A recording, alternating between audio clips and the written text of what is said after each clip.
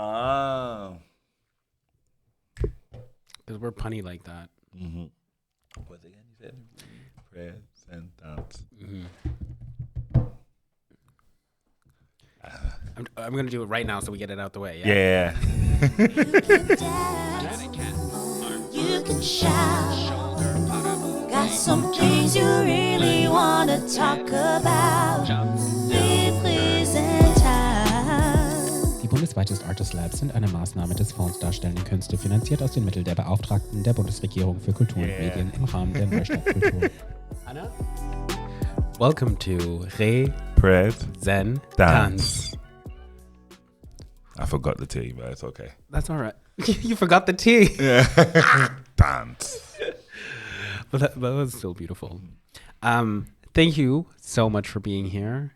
Thank you for having me. I have the honor and the privilege of having a one-on-one conversation with you that we get to share with a lot of people. So I would like to introduce Joseph Toonga from Cameroon, growing up in London. 2007, you started the collective called Just Us Dance Theatre, which now has an international artist development program in Brazil and UK's first annual hip-hop paid apprenticeship company. Mm-hmm. You are also invited with Just Us Dance Theatre to join the Artist Council, England's NPO National Portfolio Organization. Yeah. 2021, you were appointed emerging choreographer by the Royal Ballet. You have created many works for institutions such as, let me take a breath, Boston Conservatory of Dance, Middlesex University, Middlesex. Is that right? Yeah, Middlesex, yeah. Middlesex University in London, Bundesjugend Ballet, Richard Alston Dance Company, Junior Ballet Madrid, Codarts Rotterdam, English National Ballet School, Royal Ballet School. Next season you will Dutch National Junior Company, and next season 24-25 Dutch National Ballet BC Junior Company, and will be on the main stage of Royal Ballet in February. Your first production of the year. Yeah. You are also co-founder of the artist-led hip-hop initiative called Artists for Artists. You were awarded Best Choreography from the Reverb Dance Festival in New York. And you now have an extended full-time position at the Royal Ballet Opera House titled Choreographic Resident or Residency. We good? Yeah. So now, on the Ballet BC website for next season, I found a nice phrase. They say that you are shifting audience perceptions by addressing racial stigmas and social stereotypes. Now, looking at everything that I just named and everything and this quote, how people are perceiving your work, what does that mean to you? That's a hard question to think about. I think what it means to me, like if I just go back, I always say to people that I think where I am right now still feels a bit surreal and always will. I think in terms of just looking at my background, where I came from, and what I'm doing now. And so then when people do review my work and say, oh, this is what you're doing, I feel like that's the only thing I can do, because I'm always just trying to have parts of my experience in my work. So if it feels like that to people, then it is. But for me, it just feels like actually part of the reason why I want to dance and part of the craft is about expressing different journeys, different viewpoints into work. And if I'm heading into contemporary dance or ballet, naturally I'm going to meet people that may not understand or see my background. So it was going to feel like, oh, I'm being radical, but actually I'm just expressing something that's part of my practice and part of my craft. addressing the background. I literally just named everything that white institutions, but I haven't really talked much about just us dance, theater, and everything you did before, where it actually, your background of how you started with dance, what directions, what styles. Can we go a little bit back in time? And yeah, we can go back. Like, I'm rooted. I think people have this perception now because I do contemporary and classical work. That is my background, but me is hip hop culture, hip hop dance. I'm a big fan of street style. Popping, one of my first language I learned. Then breaking, then locking, then crump. So I've always had not just a fascination, but that's part of my identity, doing hip hop. And I think contemporary dance and ballet was something that came later because I was fascinated by the qualities it can give to a hip hop language. And that's why I always trying to make sure it's clear that, you know, I'm influenced by hip hop culture, hip hop, you know, ideas. And if you see where hip hop was born out of, you know, it was born out of, you know, rebellion, you know, speaking out about social stuff.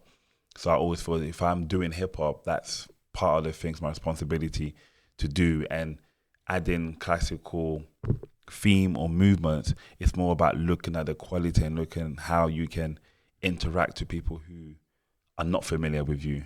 So that's always been part of my thing ever since I started Just Us in 2007. A group of friends was about how do we make hip hop more accessible to all, but also people who look like us, and how do we build an environment where we can each, you know, learn, peer support each other. And I think that's always been like the core of my practice, that no matter where I am, how do I retain that community mentoring part of my practice in any institution, any places I go to.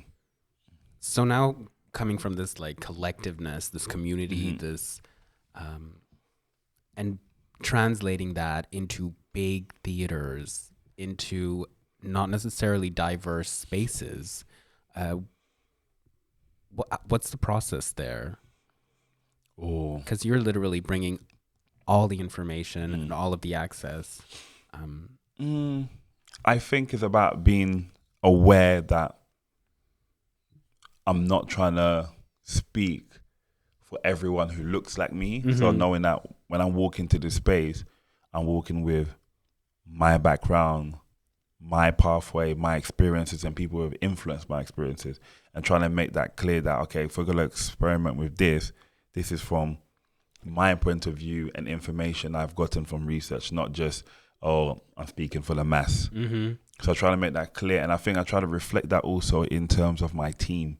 I try to keep my team quite varied in terms of background, age, demographic, gender, to make sure that I also get a lot of different opinions that I can form ideas from. And I think that's really key in terms of being in those spaces, that allows them to know that actually part of my team is part of my upbringing, that I've been exposed to multiple things.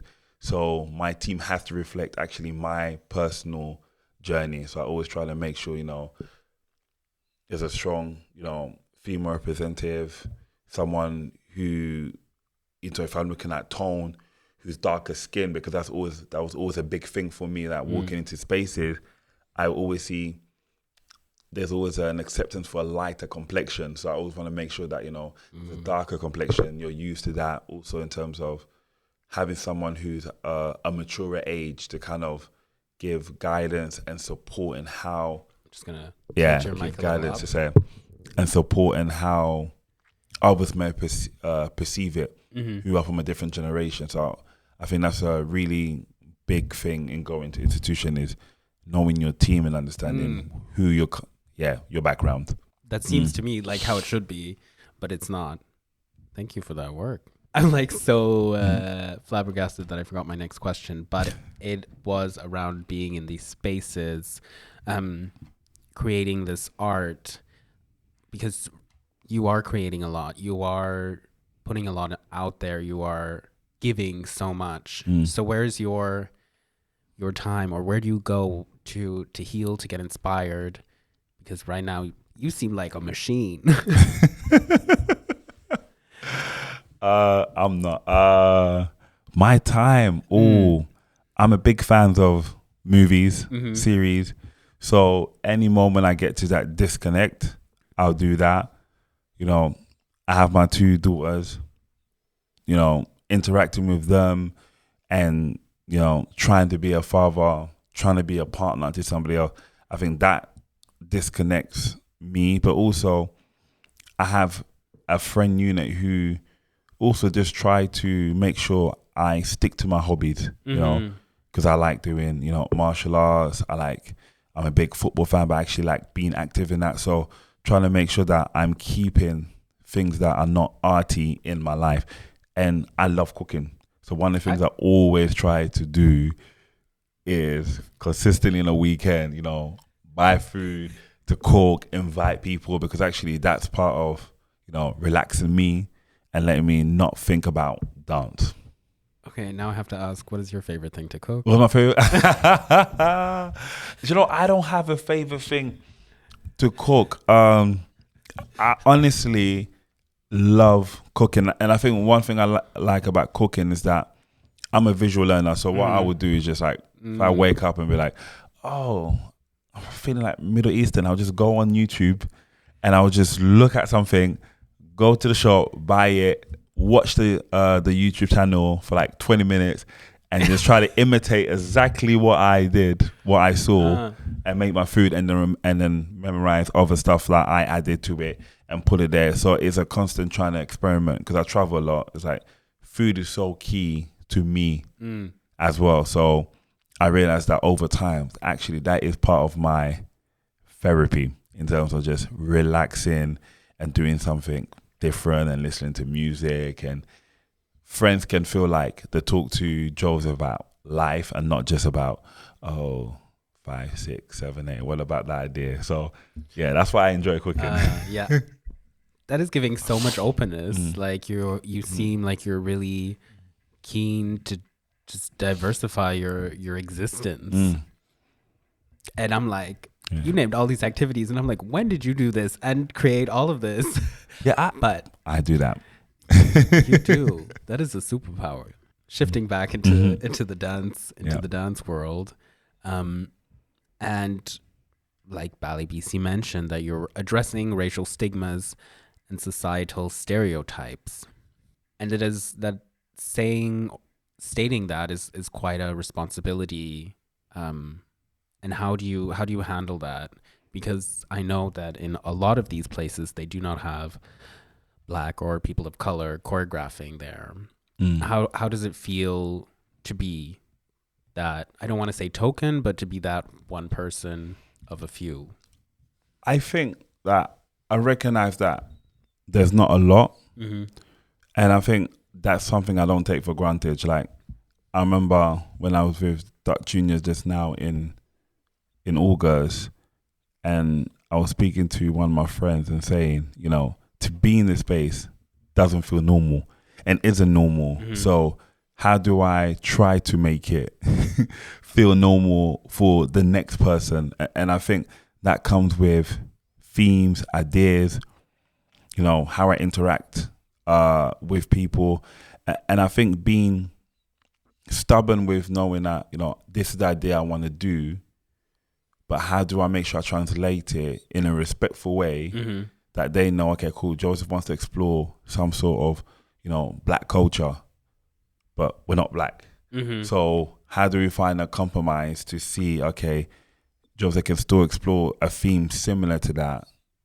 So I think that's something that I really try to push and try to find. And if it's not about Black culture, it's about something to do with Black culture, rebelling, and okay, how does rebelling to you feel like? Because I can talk to you about my experience and try to consistently, like, they hear it from my perspective and then hear them and kind of trying to meet so it feels personal to them. And I think that's, you know, my hip hop side of it is actually is that peer-to-peer learning to understand the unique thing about hip hop is about things being fresh interaction and looking at society. Okay, how do we address that without, sugarcoating it? And I think looking at personal emotions is one key thing that I try to narrow down, and then just teach them some class.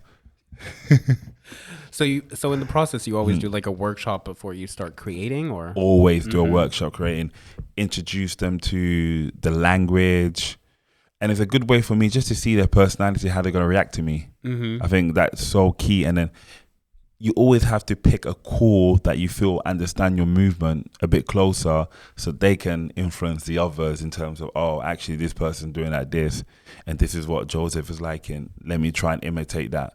So I think that's part of the class, but also the class is about introducing them to the culture. So now they know for the next 4 weeks, the kind of music they're going to be listening to has a different beat, has a different feel. And when I say, feel the music, I just don't mean bounce. I say it has to come from in here, from your heart. So how do you feel it? How does that translate?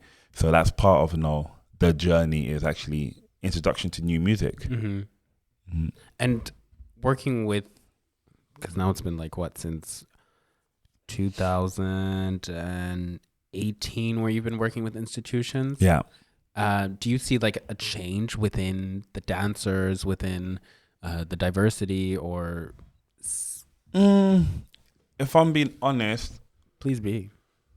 As no. much as you can. No.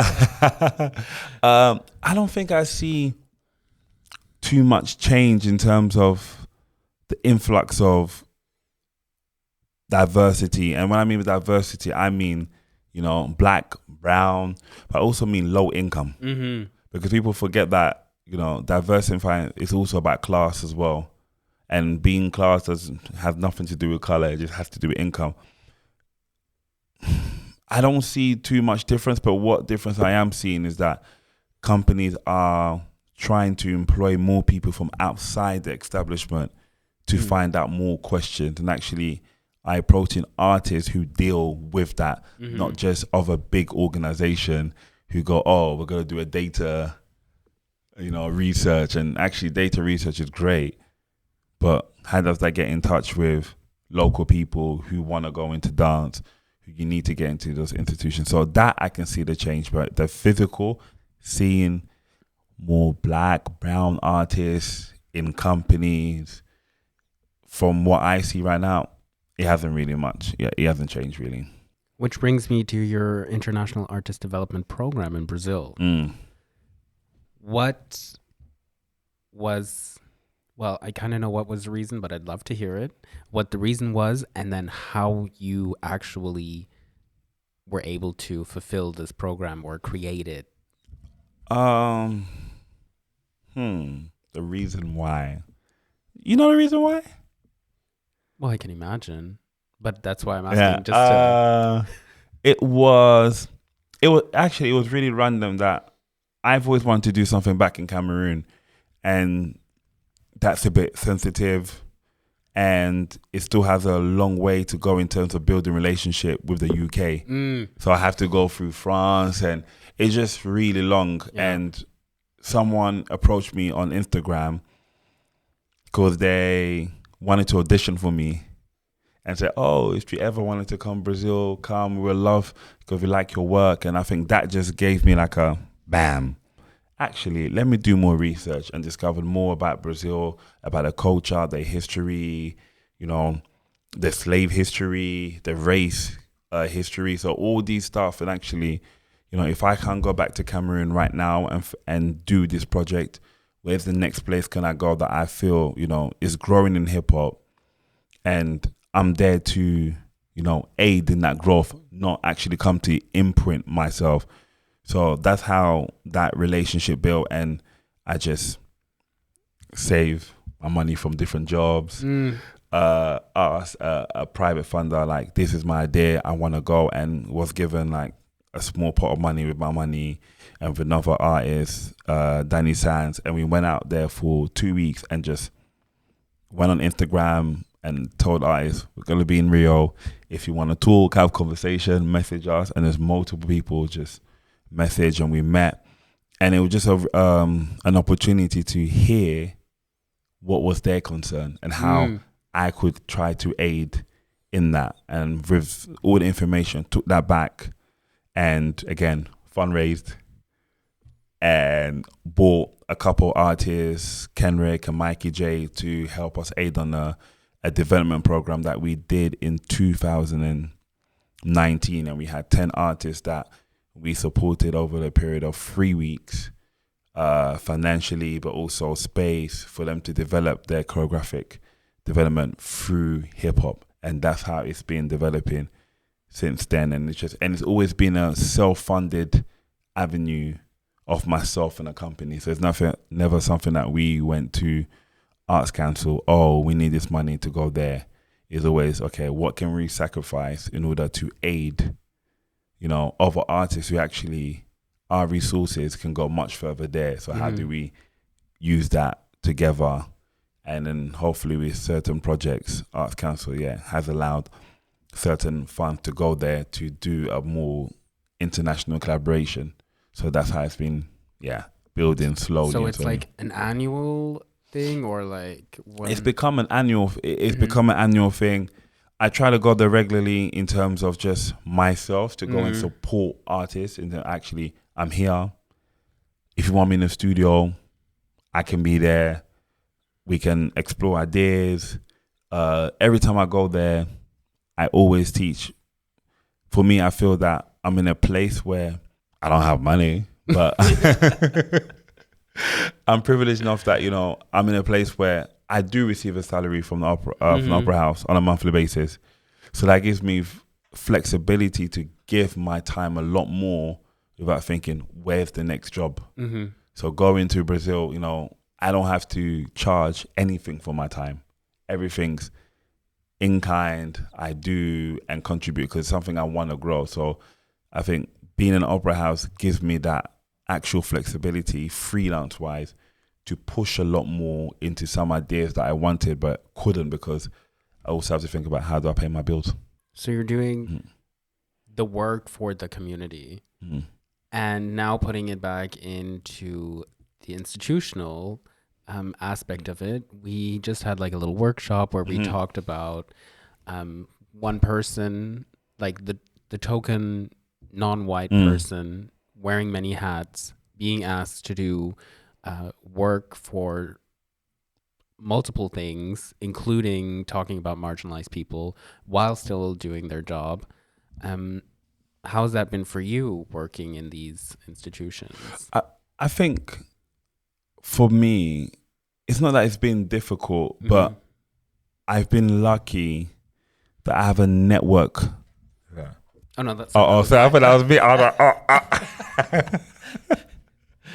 Yeah. I think I've been lucky that I have a network of support that really do try to help me, that when I have concerns, I can reach out and go, this has happened. And I always tell this to people, but I don't put it public, like, okay, I'm at the Royal Ballet, is a big institution. But one thing I'm grateful that, one of my mentors in that space is Wayne McGregor, and he's been really, supportive in pushing that activism out of me. Like, yes, you're in this space, but remember you're a freelancer as well.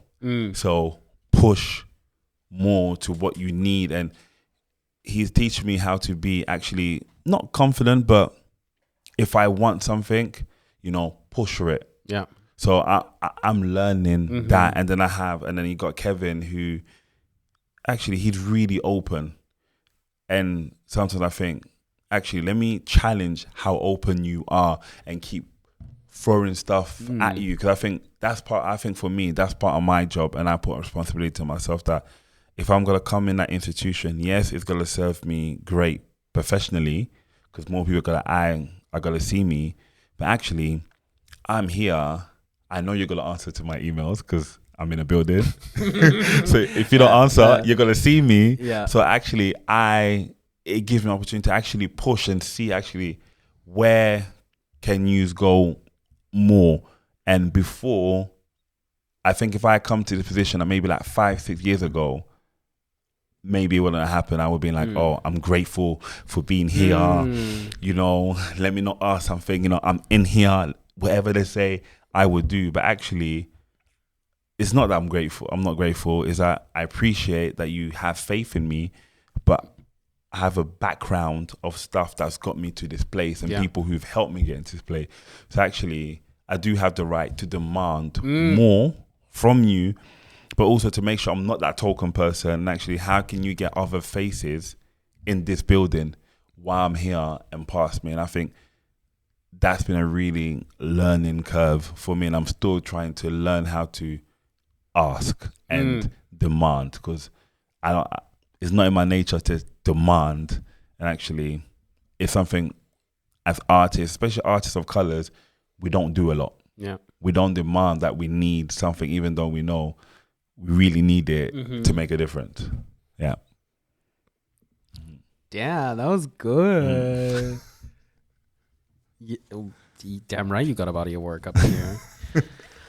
So I'm just gonna, there's so many more things that I could ask, but I'm going to go to one of the things that we do on the podcast is ask the previous podcast to ask a question to the next podcast. So your question is, are we ready to give the step forward for our emancipation? Whoa. I know who asked that question. Oh my, wow. Well, yeah, because you were in the building. Yeah, are we ready? Oh, do you know? It's such a hard.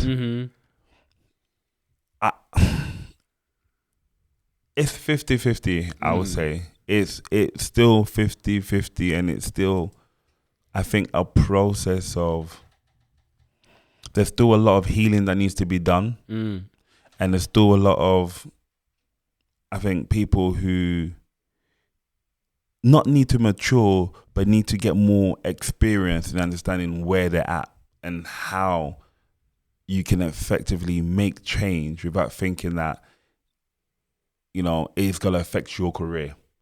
Because I think how everything's been going, we always have this thing like, actually, I need to just do. Because if I don't do, someone's going to actually, there's space for all of us. Because there's space. I can name so many choreographers, Caucasian artists, white artists who, they're doing this, that. And you can name like 10, 20 of them. And there's space for all of them. So I think it's kicking at that mentality that actually there can be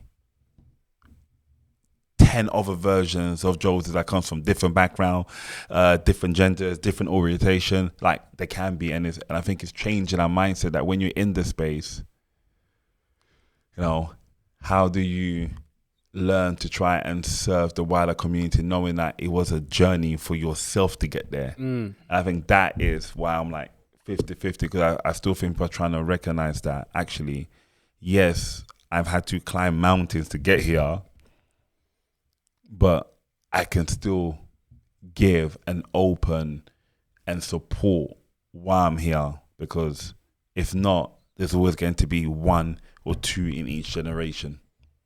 And yeah, that's my 50-50 for that. Yeah. There is enough space. Which now brings me to an advice section. Well, there's no section, but the way you just spoke of it, of there being enough space, what would you advise someone who's like emerging in the business? I would say reach out to that next generation above you. Because I think one thing people feel is that, I get it, oh, Joseph, I think you're too busy to reach out. Have you messaged? If you message, you'll find out. And if I can't, then I would acknowledge it and try and find other people who have more time at that present time to connect with you. And I think that is sometimes what we're missing, is that younger generation actually start reaching out. If you inspire, only thing a person can do is not reply and say no. That's it. And you move on to the next person who inspires your work, or the next peer that you actually see talent. Actually, how can I support you in developing your craft if you want to be a maker? So I think that's what I would say to some of the new generation, is that sometimes the next best choreographer for your generation is next to you. And if you want to be a performer, how do you help them nourish and support that growth of their vocab, of their ideas? I think that's what I sometimes see missing, is that people are trying to look for the ones who are there, and actually there's your peers in your class who need your help, your resources to help them develop as well, and they can help you develop. So it's a peer learning, and that's why I say to younger guys, like, please, peer learning and support is so key for your career, but also just building your own network.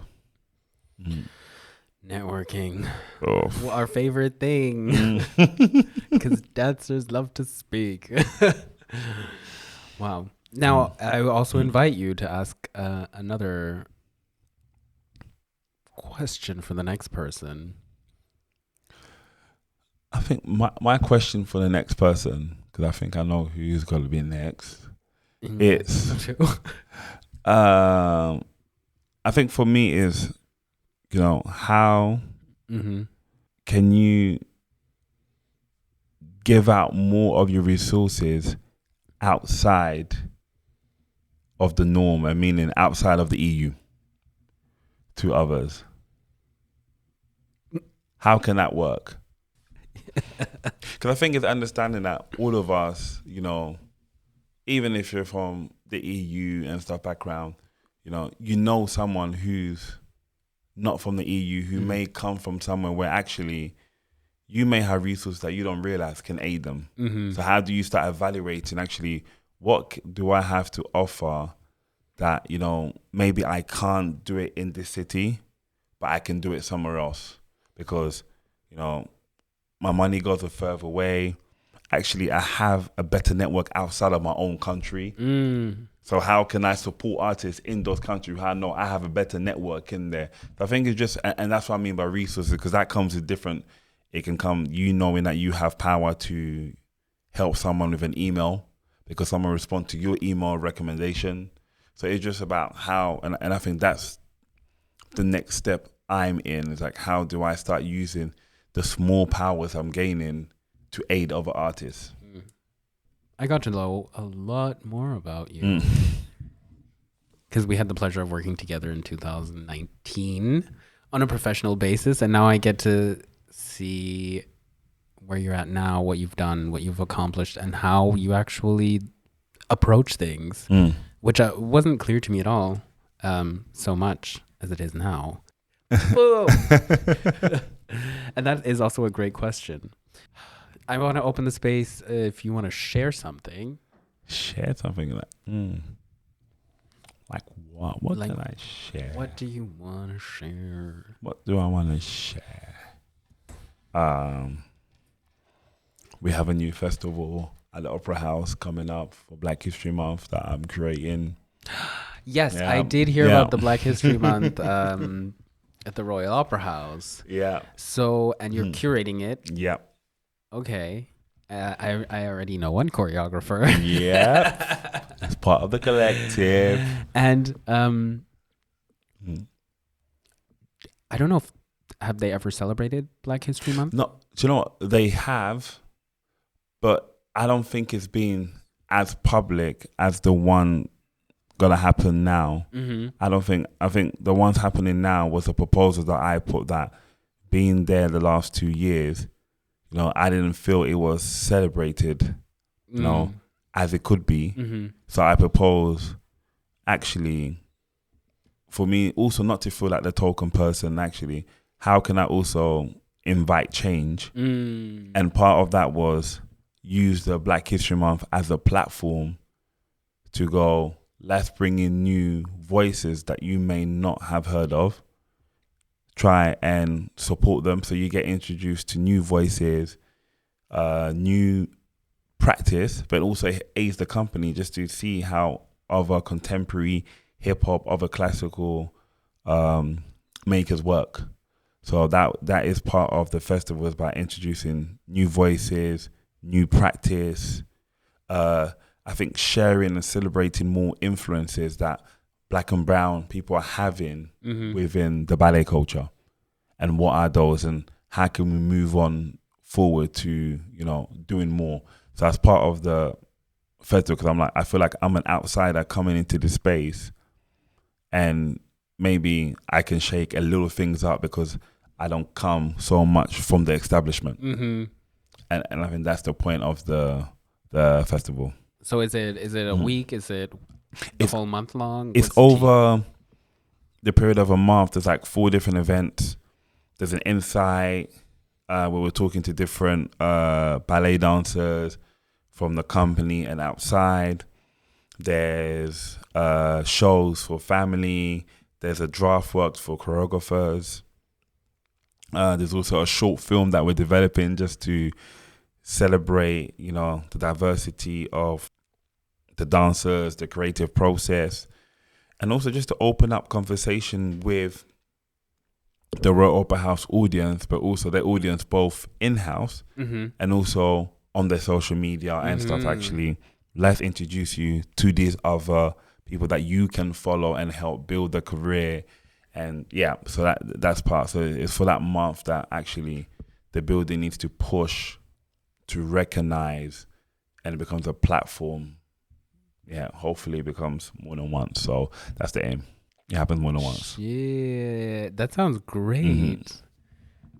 Now I'm gonna have to go to England for February, cold and wet. But October. Us is October. 5th, yeah, it's a 5th. Yeah, 5th of October. The draft works. When it's performed. Yeah, 5th of October. No, Black History Month is in February. No, in the UK it's in October. Ooh. Why? It's different places. Like in Brazil, it's November. Oh, that's what I'm discovering. Every country have different. Damn. Okay, so it's around the corner. It's around the corner.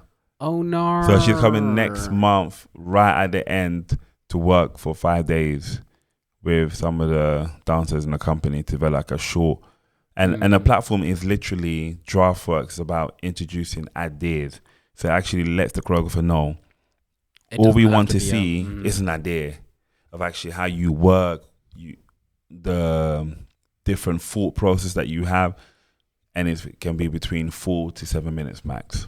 Okay. Yeah. October it is then. October the 5th. I hope this podcast comes out by then, but I really doubt it. But if it doesn't, it's fine. We talked about it now. Go next year. Yeah. And you said a lot will be online as well. So it'll be there'll be online streaming go through service. The archives. Yeah. Will we be seeing you upon the YouTube? Me? Yeah, talking as the curator, as the host. Yes, on the inside on the 16th of October, I'll be part of the panel, and you can catch me in Feb on main stage at the Opera House for the not UK Black History Month. No, yep. Full new work, the choreography. Okay. Yes, love that. Thank you so much for this. You. Don't forget to follow us and Joseph Toonga on all social media platforms. You were listening to Re.